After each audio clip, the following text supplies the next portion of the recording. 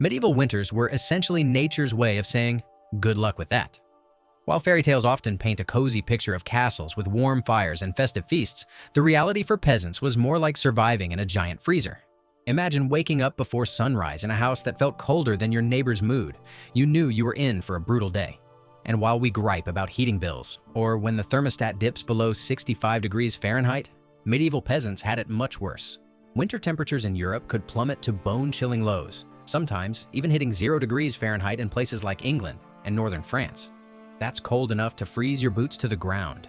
And honestly, it happened more often than you'd think.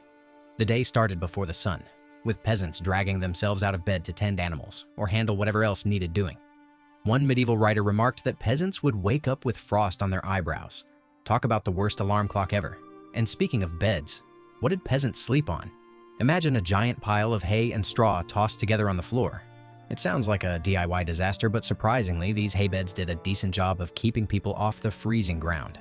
Archaeologists have found that these beds could be up to 2 feet thick, which is like sleeping on a giant farm leftovers mattress. Peasants would gather fresh hay in the summer, storing bundles just for winter bedding. They layered it thick enough to act as insulation, protecting them from the dirt floors that turned into mini freezers.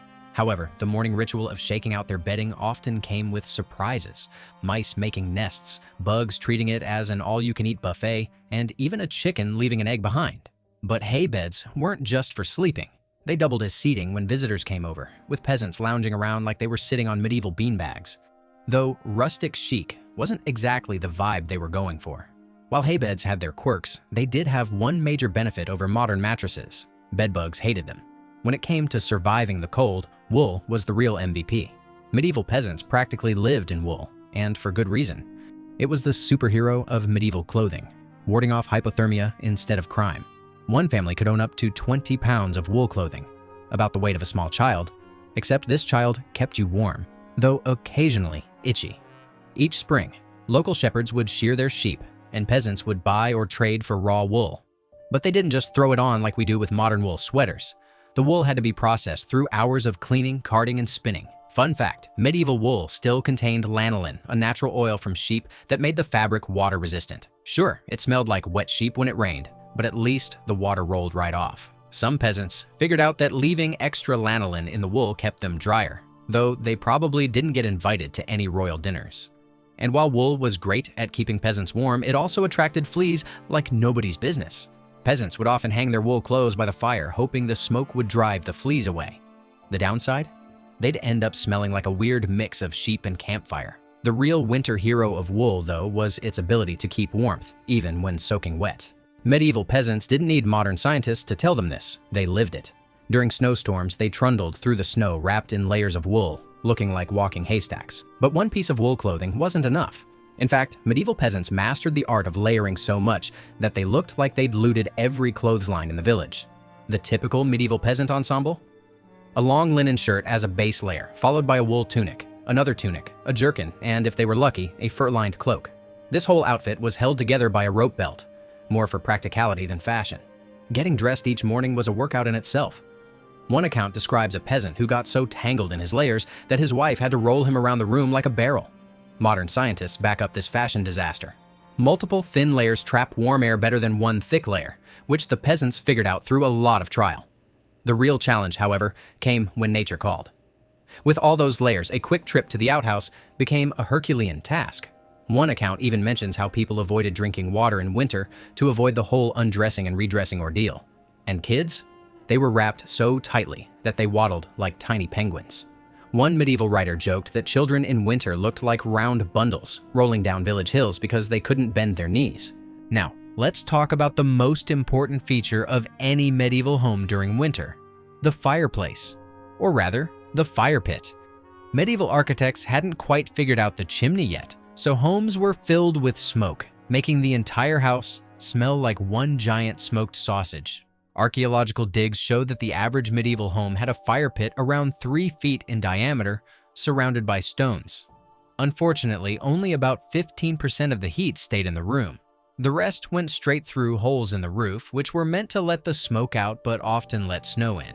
Peasants didn't burn dry firewood like the rich folks did. Instead, they burned whatever they could get their hands on: old furniture, broken tools, and sometimes even their neighbor's fence. One English village even saw peasants burn an entire abandoned barn over the course of a particularly brutal winter. Starting the fire each morning was its own adventure. They'd keep a single coal alive overnight, buried in ashes, and losing it meant a cold trek to borrow fire from a neighbor. One story tells of a man who carried a hot coal home in a hollowed-out turnip, running so fast to keep it alive that people thought he was being chased by demons. As inefficient as medieval heating systems were, they did have their benefits. The smoke kept bugs away and helped preserve the roof beams. It's a preservation method you won't find in today's home improvement guides. Many medieval peasants believed that if you whispered to the fire while adding fuel, it would burn better. This might have been a bit of superstition, or just the smoke messing with their heads after long hours of trying to avoid freezing or suffocating from smoke. But they needed something to warm their insides too. When it came to meals, medieval winter dinners were like a bizarre game of what's in the pot. Studies show that the average peasant family relied on about 7 to 8 basic ingredients throughout the winter, and most of them were root vegetables that looked like they were grown in a dragon's garden.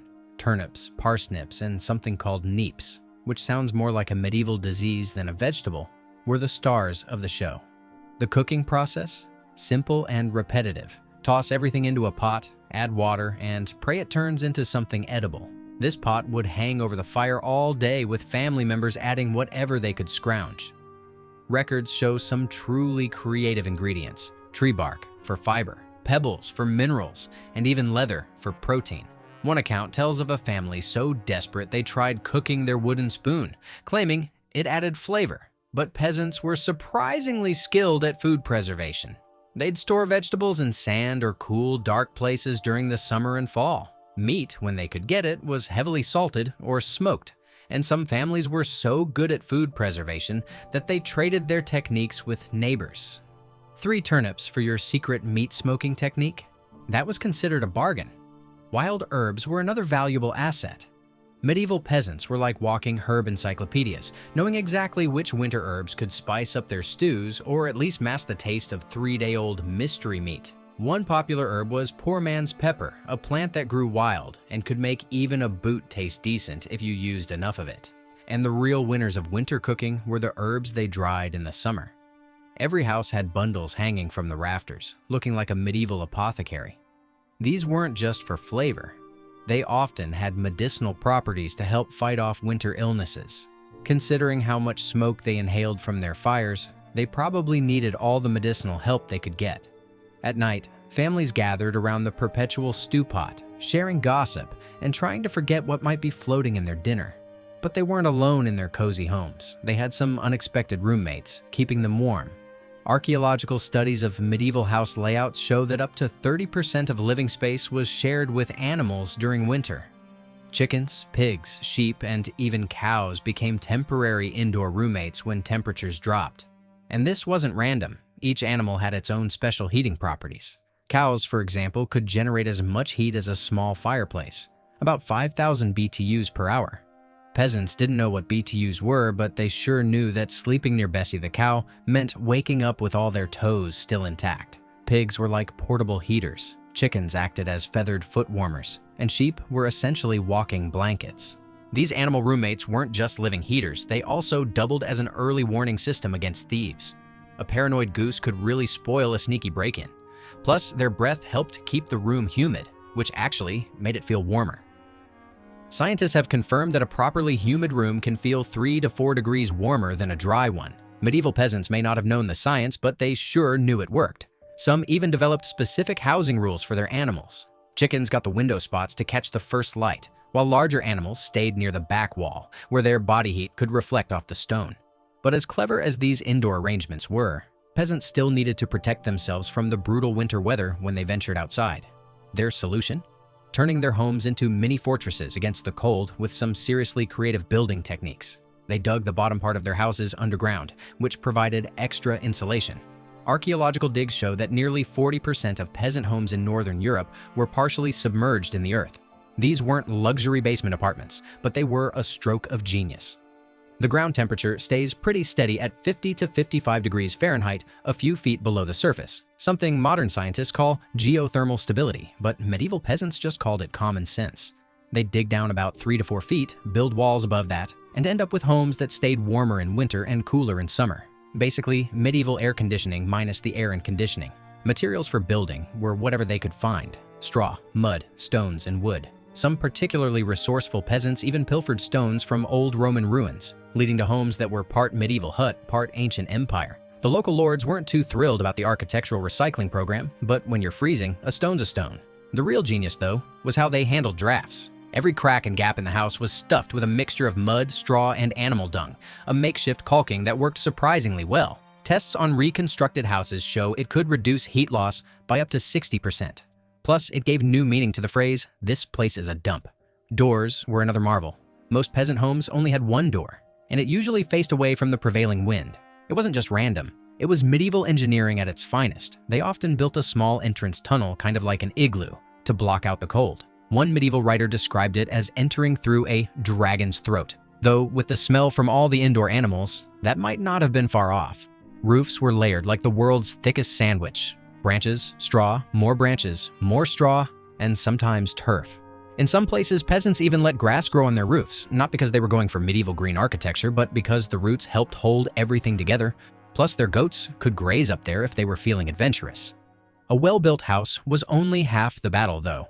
To venture outside, peasants had a set of tools that would make modern survivalists jealous. Archaeological findings show that the average peasant owned 6 to 8 essential winter tools, each one carefully maintained and passed down through generations. These weren't just tools. They were the difference between life and turning into a human icicle. The snow shovel was king, though it looked nothing like today's models. Made from a single piece of hardwood, it was more efficient at moving snow than modern plastic shovels. Tests on recreated medieval shovels show they could move about 30% more snow per scoop, but they also weighed about as much as a small child, so using one was like doing medieval CrossFit. Thick socks were worth their weight in gold, literally. Records from one medieval market show that a pair of well-made winter socks could cost as much as a chicken. And these weren't just regular wool socks. Peasants wove strips of rabbit fur between the wool layers to create nature's own winter boots. One medieval writer complained that his feet were so warm in these socks, he feared they might cook. The real gem of medieval winter gear, though, was the humble mitten. Not gloves, mittens. They discovered what scientists would prove centuries later. Keeping your fingers together generates more warmth than separating them. Peasants stuffed their mittens with everything from dried moss to chicken feathers. One creative soul even made mittens stuffed with cat hair. Talk about recycling. Medieval weather forecasting was a little less scientific, but still surprisingly effective. If the cows in the house started getting extra cuddly, a storm was on the way. When pigs gathered extra straw, cold weather was coming. It wasn't exactly a weather app, but it worked. These clever medieval solutions show how resourceful people can be when survival is on the line. From underground houses to animal roommates, perpetual stews to fur-lined socks, medieval peasants wrote their own survival guide, one freezing winter at a time.